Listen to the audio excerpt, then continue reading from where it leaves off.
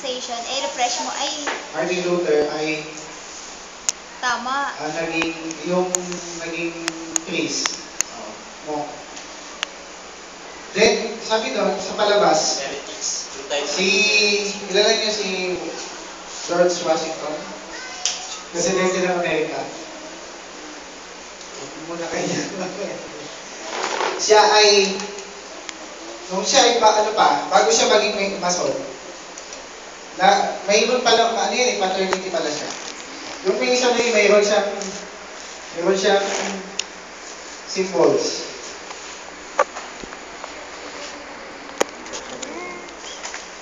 Ito yung compass. Ito yung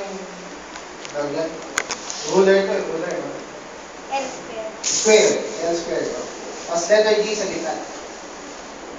Share ito ni Brother Francis nung gabi. May kinalaman ko doon sa Revelation 13.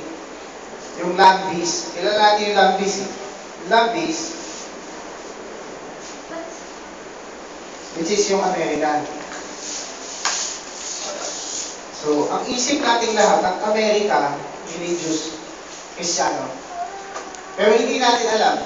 Ito, parang ko na rin yun. Sabi ko, oo nga.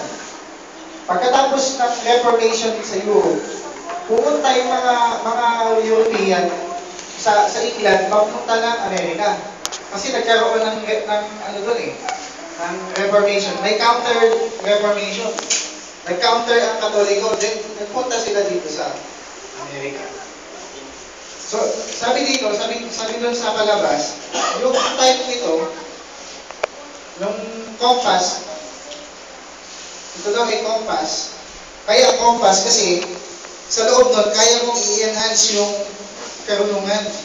Sa loob nun, pag hindi ka umalis dun sa loob nun, kaya mo pang i-stretch yun eh. Yung karunungan ng tao. Tapos itong L square na to, L square, is wisdom. Sabi niya, ito ay wisdom. Ito yung compass, ito yung lawak eh. Sabi niya. Lawak na pwede mong galawan. Kasi pabilog, kaya niyang umahan ng bilog. Tapos yung letter G, ito ay God. Pero, ang sabi doon, yun ay bawat isa sa atin pwede. Maging God. Maging Diyos. Hindi Diyos yan na re-represent tayo ng isang Diyos. Pwede kang, dahil doon sa karunungan mo, lawak ng karunungan mo, ikaw yung Diyos. Sarili mo, Diyos ka. Kasi magaling ka, karunungan ka. Sabi doon, yung gumawa ng Constitution ng Amerika, mason lahat, halos 47% ng mga gumawa ng Constitution ng Amerika, mason yun. So sabi niya, anong main agenda nila para magawa yung New World Order? Makita niyo yan doon sa $1 bill. Nakalagay doon yung triangle. Sa triangle na yan, may mata. Ibig sabihin yan, all-seeing eye. Meron pa sa ilalim New World Order. Sa baba nito, naka-ano rin dyan. Dito sa ano na to, New World Order. Sabi niya, hindi kaya ang main point ng Mason is matagal na nilang pinaplano na patakbuhin talaga ang buong mundo para sa kanila. Yan talaga yung main goal nila. Sabi niya, itong taon na to, si Barack Obama ay umaten. Gumawa sila ng G20. Yung G20 na yan, ang goal nila, yung world order talaga. Gusto nila gumawa ng isang bansa in one world order. Pag-isahin na lang nila. Gagawa sila isang country na isa lang. So according sa kanila, sarili nila. So may si Brother Francis dyan. Hindi ko na hindi kayo ng isipin niya. Ano kayo ng isipin niya? Sabi niya, ang Amerika, dati, ang paliwanag natin, dati siyang lamb. Kala natin lamb eh. Agad, uuna lamb. Pero sabay sila, sabi niya. Sabay sila eh. Bis na siya kasi ginamit, noon pa man, may maso na talaga. Sa binanggit ni Buddy Joey kanina, yung Knights Templar, yung nag-start pa yan around doon sa Middle Ages nila, ng 1300s, 1200s, ganyan. So sabi niya nung Friday, yung espiritu ng Amerika noon, hindi na makakristyano. Mukhang makakristyano, pero hindi talaga kristyano. Kasi halos karamihan ng mga presidente, si Franklin Roosevelt, si George Washington nga, isa nga yun. Tapos kung mapansin niyo po, no, yung Washington DC, mayroon dong yung pentagram. Yung pentagram, kung makita mo isa sa layout ng pag umangat ka sa taas ng siguro malayo, makita mo sa disenyo, makita mo doon talagang Illuminati, Masonry. Sabi nun, nung nag-start na maging syudad ang Washington, kaya nga pangalan Washington DC. George Washington. Si George Washington ang nagtatag na maging city, maging parang Manila, yung sa Manila, Philippines, sila. Parang siya yung maging capital ng buong Amerika, Washington DC. So ang hawak, ibig sabihin, yung mason, hawak niya yun. At yung disenyo ng Amerika sa White House, yung obelisk, magkatapat siya para ipakita doon yung pentagram. Ayan. Ito niyo po.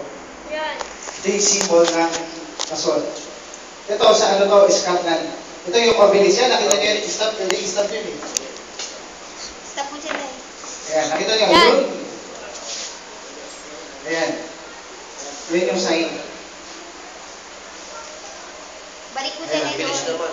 Ito, One more there. Oh. Hindi pa kasi nasisimula yan. Yung whole of them. advertise na. Yun.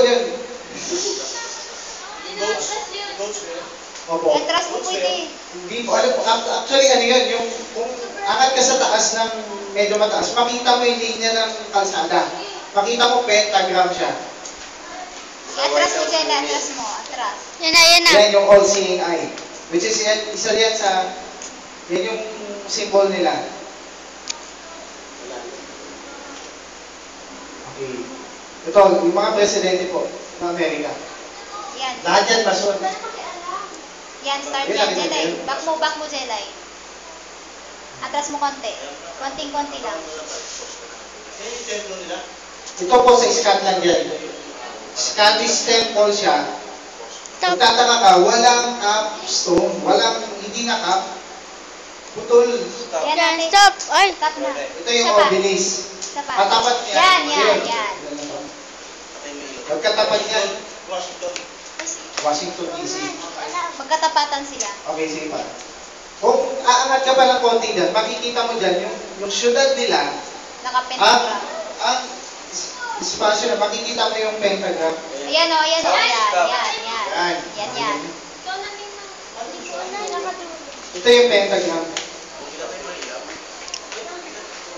Sign to Lord.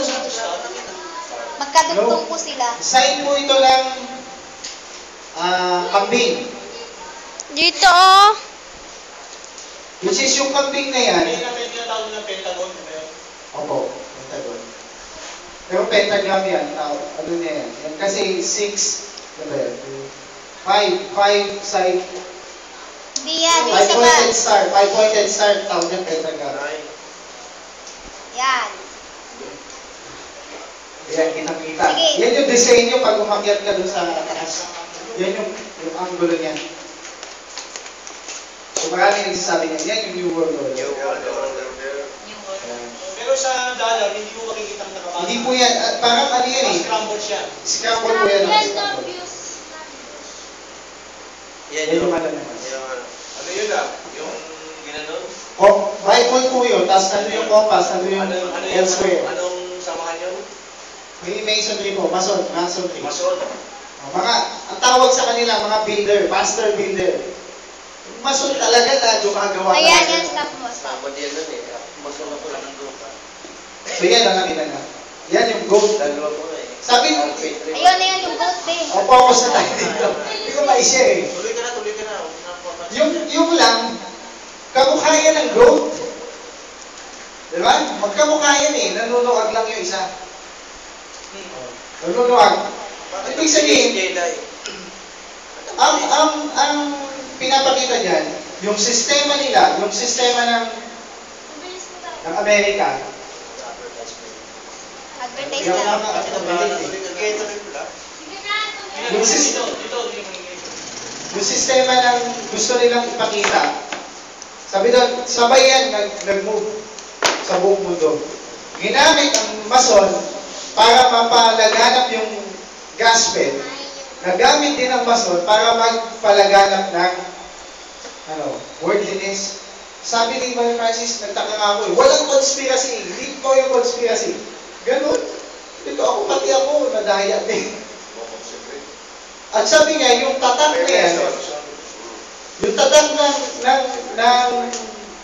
ng New World Order, yung New World Order, gusto nilang, mayroon pang isang parang leader na tatayo niya para Oo, yan si Barack Obama. Tuloy ka lang, tuloy ka lang. Tuloy ka lang. G20 France, 2011. Yes, yung D20. 2011. Nandiyan yung lahat ng mga representative ng bansa. Nag-meeting sila para gusto nilang maging isang one world government, new world order. Ano yung gusto nila? Gusto nila gumawa ng isa lang. Isang bansa, isang nation. Gusto nilang gumawa ng isang sistema. Diba? Ano yan? G20 na. So, bago lang yung G20 na yan. 2011 na ito yan. Binubuo nila. Binubuo nila. Si Barack Obama nga yung nag-start yan eh. Ayun, nakita nyo, nag-meeting sila. G20 yung ibig sabihin pang-pansayo. Bansa ko. Sa dalawang kulang sila. 20 na bansa. Ito, hindi ko alam ito kung sino eh. Ewan ko kung sa ilan yan. Ayan yung may kaso ngayon. Kaso. Yung marami Kaya ko sa inyo, kalimutan ko lang pangalan. Baka si ano. Okay, punta tayo doon. Yung land base, Ay, hindi si Mexico. yung espiritu niyan, sabi niyan, nagsabay yan talaga. Kasi ang New World Order, sabi niya, di ba, Francis, Ayun na, conspiracy. nag-conspiracy sila. Hindi talaga totoong kontrolado nila na makikita kanila. Sabi niya, di ko yun. Ang totoong kontrolado ng Mason at kontrolado ng Illuminati, gusto nilang ma-worthy ang lahat. Gusto nila sila ay magkaroon ng tabang sa salita ng Diyos. Freedom. Yung freedom talaga, freedom, hindi siya sisikilin. Gusto nila freedom. Yung Mason, ang pinaglaban ng mga Mason, freedom. Kahit sa Pilipinas, democracy. Right. Nagkaroon ng democracy, freedom of speech, That's it. kahit anong gawin ko, wala kayong pakialam dyan. Yun pala talaga gusto nila. Yun ang tunay ng New World Order. Hindi yung sisikilin ka, makikita ka sa lahat, hindi ka makakaano.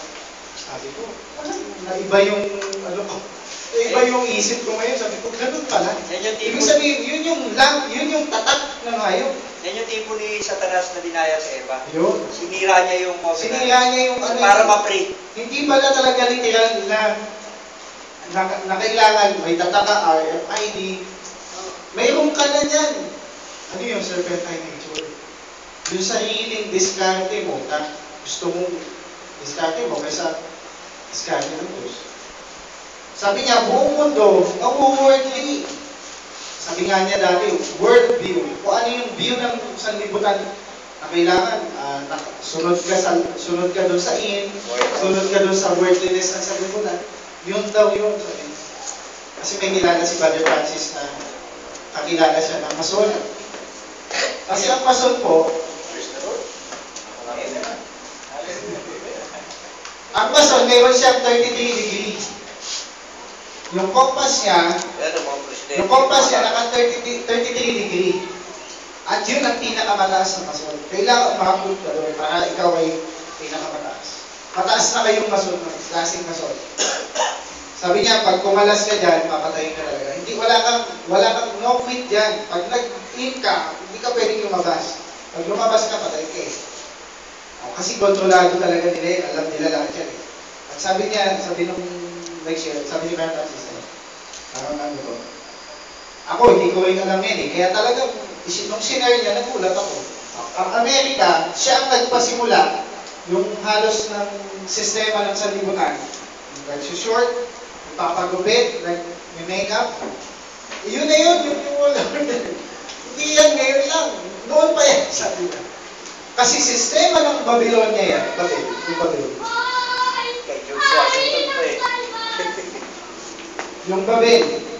Sa Babel, gusto nila yung worldliness. Yung lukewarm spirit, yung Nicolaitan spirit. Yan na yung tata. Yan na yung content na gusto gawin nila. Sabi niya, so ano pala yan? Sabi ko, dikoy pa. Madidikoy ka pa dyan. Kasi bakit? Akala, natatakot tayo kasi parang kukontrolin tayo eh. Kukontrolin tayo ng isang tao lang. Kukontrol sa atin eh. Pero nakontrol ka na kapag sumang-ayon ka doon sa sanlibutan. Ano yung pagsang-ayon sa sanlibutan? Yung ginawa ng Amerika, sabay yun. Lamb siya, beast din siya. Nagamit siya ng Diyos, pero ginamit din siya ng Diablo noon. Sabay silang ginamit. Papatayin. Binita, yun yung Mason na lumabas. All seeing eye. Ayan. Binibitay nila yung... Ibig sabihin yung sa the Lord's Ring, yun yun. Yung may mata dun sa... Yung mata doon sa gitna. Sige, yan din yan. At alam niyo po ba, may Lord ko. Galing mo ah. Sige, Lord. marami yan eh. Alam niyo po ba, Hindi mo pinabalik. sa music industry, may video rin ako niya, si Michael Jackson mismo nag-testimony. Hawak-hawak siya ng Illuminati, hawak-hawak siya ng Mason. Mas mataas ang Illuminati sa Mason eh. Yung Illuminati, hawak siya niya. At no quit talaga, pag siya ay nagbulgar ng katotohanan, kung anong ginagawa nila, papatayin siya. Nag-vulgar siya eh. Nagbulgar siya, healthy yung kalusugan niya, pagkatapos nun, patay. Minulgar niya na hawak siya. Kailan lang namatay na siya. So yung may video ko niyan po, hingigay sa akin. Amen? Bili lang kayo ng CD niyo. Blank City. Black DVD. Kasi malaki yan eh. Malaki ang gig yan. Offering po kayo ng isang set, worth of 300 pesos. Kala ko, katraya talaga. Kasi sa set, ganyan yan. Madami yan. O, 300 pesos. May lagayan pa siya. Ilagayan pa, bird ko lang Isang set na lahat yun. Di marami kasi Ay, siyang hindi ako video. makapagbigay minsan sa inyo kasi wala akong stock. Hindi ko naman pwedeng hindi ko rin ibigay kasi hindi ako bumibili. Siya ang bumibili. Ako lang yung taga-download. So, marami na download yan, stock yan. Si Brother Cristo kanina nagkuha lang ng mga video. So, kayo baka makakita nyo rin po. Ito maganda to. May kinalaman to ngayon. At may kinalaman yung... CD pa yan, CD. Apo, pwede pong gawin nating CD, pwede natin gawin DVD, pwede pang cellphone. Gusto nyo cellphone, lagay lang natin sa cellphone. Para kaya ko basahin Pag sa malaki yung cellphone. G. Pag malaki Ay, nakita nyo yung G, letter G. G. Yung binabible study ko ngayon sa Cubao, G12 sila. G12 naman. Oo, G12. Hihirabutan nga ako pag inaano. Totoo si, George At Washington. business din talaga yung nasa arap nila. Yan, presidente yan. Mason yan. Bakit sa mga yan eh? So yung ano pala, alam nyo, nagamit talaga ng Diyos yung sa kaaway, nagamit talaga ng Diyos. Yung sa kaaway sila eh. Nagamit din ng Diyos para mapalusot yung Christianismo. Nagamit din sila ng Diyos para palalain yung worldliness sa buong mundo. Damay-damay na. Tapos pa yung So yun ang ibig Mason. sabihin, yun ang purpose ng New World Order. Ang purpose po, sabi ko kay Larry Francis, ang purpose niya, di ba, ang New World Order, isang one world government. Tapos, hindi ka pwedeng makabili as long as wala kang tatak, wala kang RFID. Sabi niya, sagot niya sa akin, hindi totoo. Ang totoo, Kahit, sabi doon, may tatak ka na. Paano ka may tatak? Pag-improve natin kung pagsang-ayon sa sarili ko. Yung sistema na gusto nila ipakita, yung mga babae, ganyan, susuot ng mga lulaswa. Tapos yung mga lalaki, yun naman yung pinaportray. Ano pa, yung freedom. Tapos yung ano, Yun po, Tapos yung yung- zealousness sa Diyos, yung pag-ano sa Diyos. tapos yung Freemasonry, meron silang tagpuan sa bawat ano, malapit sa Kung underground. gusto niyo po kumuha niyan, Tapos- order lang kayo dyan. Order lang kayo sa akin. Tapos nakikilala sila pa sa pagiging shake Ito lang hands. po ito sa inyo. Di ba pa? Nakikilala sila pag mag-shake hands kayo. Ito po yan. Marami pa ang video dyan.